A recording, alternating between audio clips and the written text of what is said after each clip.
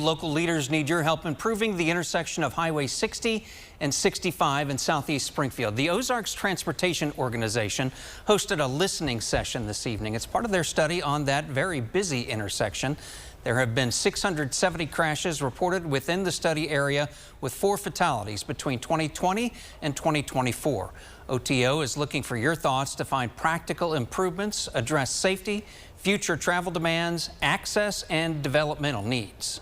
We're trying to understand what the development of the future will be. You know, there's still a lot of vacant land out here that we expect to be developed, so we're trying to understand plans and you know, businesses along the corridor, what their plans are for expansion are, and what access is needed for that as well.